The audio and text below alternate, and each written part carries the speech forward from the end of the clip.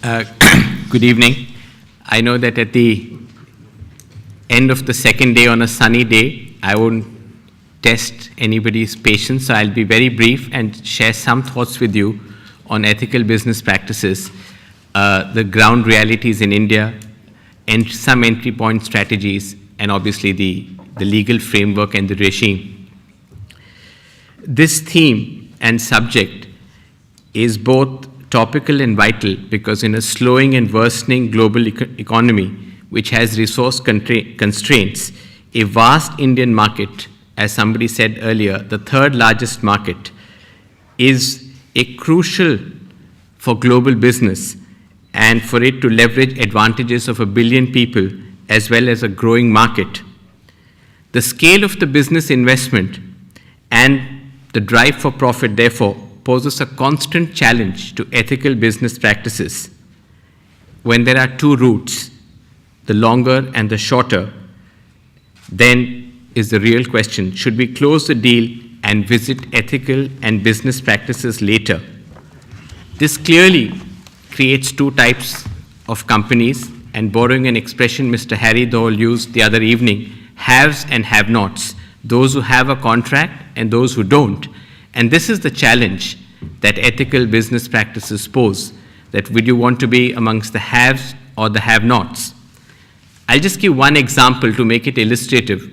When India privatized its telecom sector in 94-95, and people had to go and put a bid, a very large American company's representative was on his way to putting a bid. He got a call to say, please turn back, don't do it, because if you were to go to the ministry, the minister would call upon you and possibly make an indecent offer. He never went, they never got a license, and they haven't been in India over the last 20 years. Therefore, unless we have a commitment to transform business models, it would be difficult to have ethical business practices coexist. But in my view, this would be a mindset change which would be valuable because a long-term vision for staying and doing business in India, an ethical business practice will actually secure the business in the long term, and one would get to see rewards and returns. But this is where the crucial choice has to be made at the start of that journey, whether you want to be a have or a have-not. But a zero tolerance to any form of wrongdoing or appropriate action will actually win you loyalty of the people of India, as well as you would be seen with a different lens by the government.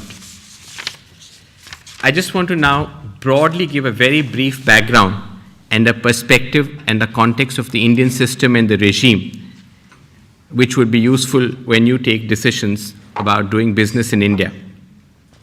As was pointed out earlier, we started a journey to privatization, inviting private capital and investment, and started what we call the public-private partnership. But this is where the problem lies in ethical business practices, because in public procurement and in these partnerships lies corruption and graft. And recently a UN study has shown it's as high as 84%.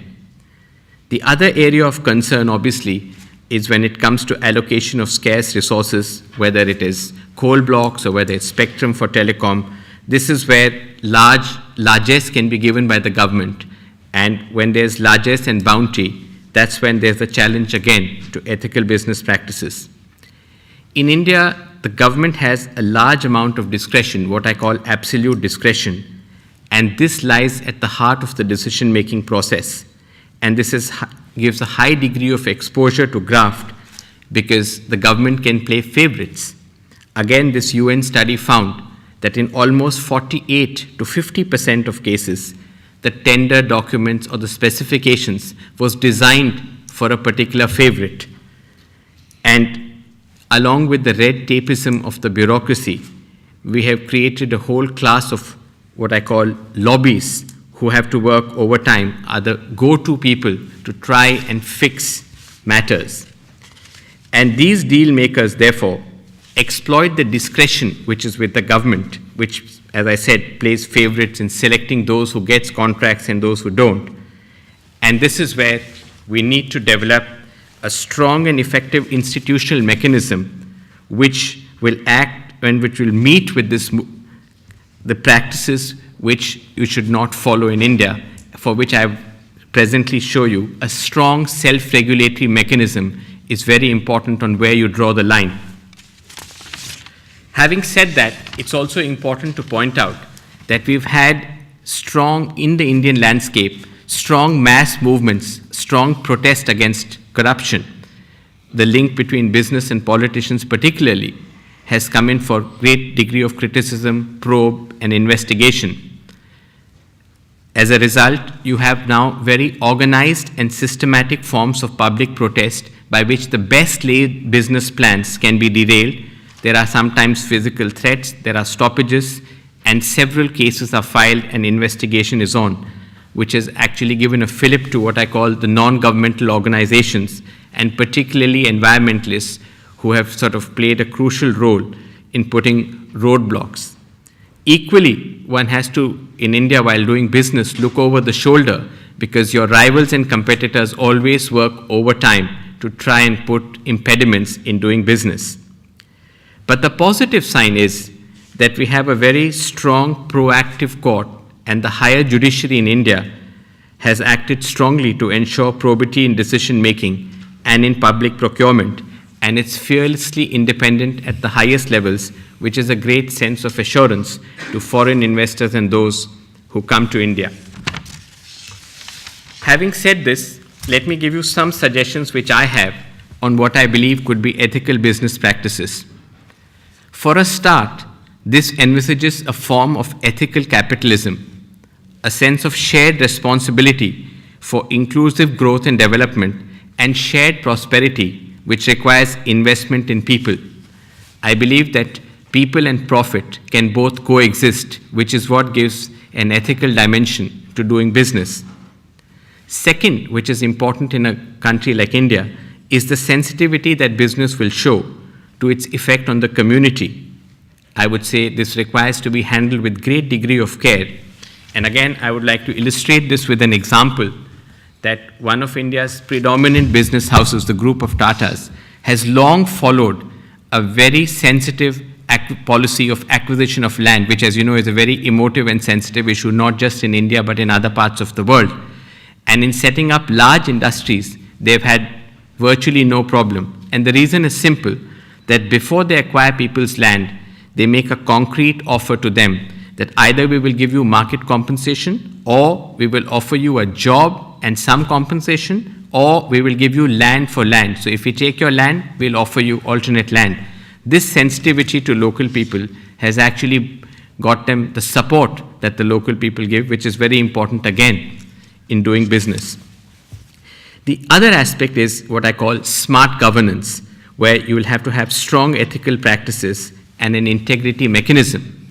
Global companies in India have actually innovated and have used this effectively, and I'll give two examples. General GE has followed a healthcare policy which has ensured affordable healthcare for masses, and Merck, another global pharmaceutical company, has followed a unique policy only for India, which is dual pricing or differential pricing, where they have priced their products separately for people who have below the poverty line and have given them healthcare options and free consultation apart from doing business, which has, needless to say, got them great appreciation.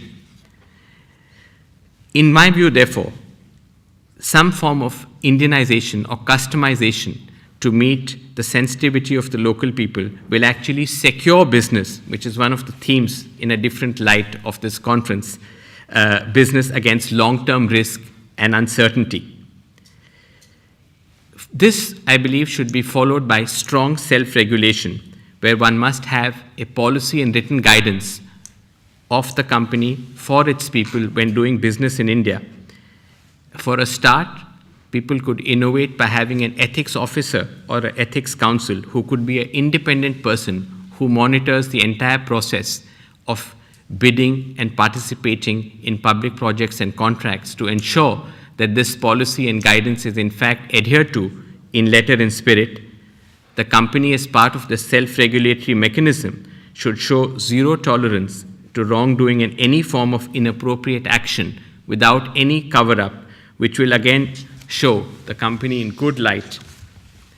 This, as I said, should be molded to suit the Indian context, and partnering with Indian companies or even with non-profit groups should also form part of a strategy where core business strategy and corporate social responsibility can actually go hand in hand.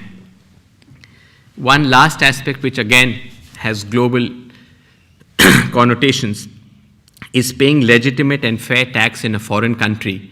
We saw just 4 days ago an iconic British company, Britannia, has recently been caught on the wrong foot in this country for not paying their fair share of taxes. So I believe, and this is the major debate in India with what is called the landmark Vodafone tax case, paying fair and legitimate tax is also, I believe, a very important form of an ethical business practice.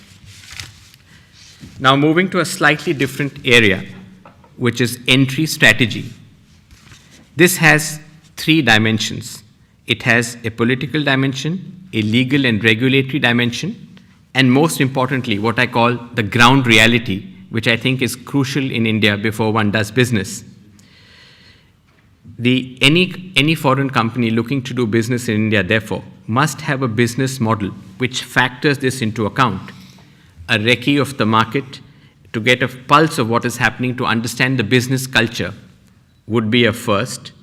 Second, one must look at other successful multinational and foreign companies which have worked in that sector in India, and to figure out what has been their strategy, how it has worked, what have been their roadblocks and impediments. You have certain companies which have done well in India, global companies. We have examples of Toyota, Nestle, Daikin, Lafarge, which is now going to become one of the world's largest cement manufacturers and the largest one in India, have done well and earned themselves a good name. So therefore, this is an important way of replicating a successful example, not just of other foreign companies, but also what Indian companies have done. And I think this is important for foreign companies to think that India, being a big, diverse country with different states, it is helpful to customize your strategy to meet that particular requirement. One aspect which is not really factored in, but I think again has a crucial role to play, is what I call understanding the politics and the political executive of India. We have been in a coalition government for almost 20 years now, and even when the next elections happen a year later, it is expected that it will again take the same form of being a coalition government. And when you have such coalition governments, there are certain compulsions because they haven't come together on principles or ideology, but it is the desire to be in power, which throws up different signals or mixed signals to foreign companies and investors. A ruling party could support a particular policy, the opposition could say, sorry, we don't support this.